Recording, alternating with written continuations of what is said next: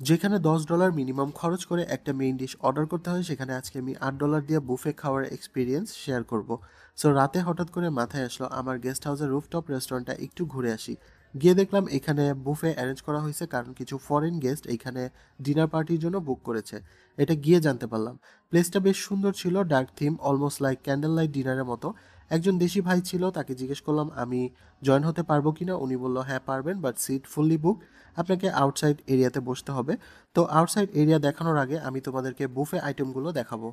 ওদের বুফেতে টোটাল 15টার মতো আইটেম ছিল, যেটা প্রথমে দেখালাম ফিশ বারবিকিউ। এছাড়া ছিল টুনা ফ্রাইড রাইস। অ্যাকচুয়ালি ওদের এখানে টুনা ফিশটাই বেশি খাওয়া হয়, কিন্তু অনেক মজা। নেক্সটে ছিল স্প্যাগেটি বলোনিস, যেটা মিন্স বিফ দিয়ে করা।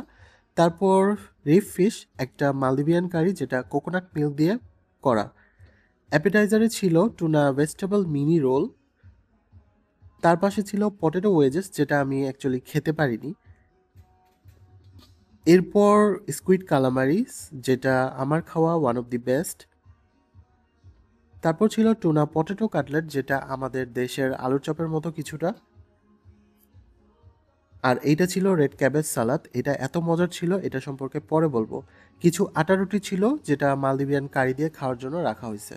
ডেজার্টে ছিল cream caramel, watermelon, tea coffee আর 2 ধরনের ফ্রেশ জুস। আর যেটা বলেছিলাম পরে দেখাবো, এটা হচ্ছে আমার বসার স্পেস। এত সুন্দর, আমার অনেক পছন্দ হয়েছে জায়গাটা। 9:30-এর দিকে সব গেস্ট চলে আসলো। এর পরপরই ফিশগুলো আনপ্যাক চলতেছিল, মানে ফয়েল পেপার খুলতেছিল, ফিশ সার্ভ করবে। সবাই নেওয়ার পর আমি লাস্টে নিছি, যেটা বুঝতে পারলাম ফিশগুলো একেবারে লাইট স্পাইস ইউজ করে বানানো হয়েছে। I mean like lemon juice, black pepper and only salt দিয়ে বানানো। বুফেতে সব আনলিমিটেড। আমি জিজ্ঞেস করলাম শেষ হলে রিফিল হবে কিনা। ওনারা বলছে যে রিফিল অ্যাভেলেবল, বাট মাছগুলো এতটাই বড় ছিল যে খাওয়ার পর বেঁচে যাবে আমার মনে হচ্ছিল। বাট খেতে ছিল একদম আউটস্ট্যান্ডিং।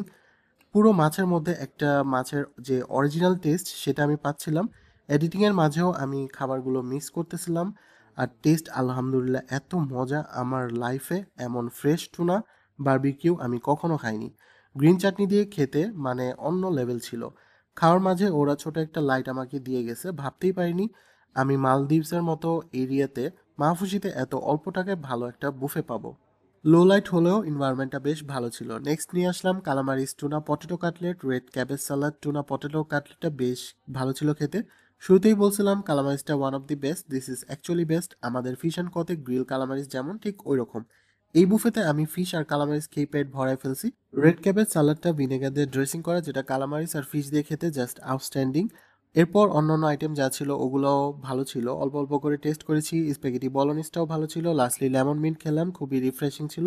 সো ভিডিওটি এই পর্যন্তই। ভালো লাগলে একটা লাইক করে দিও। Till then take care, enjoy eating, আল্লাহ হাফেজ।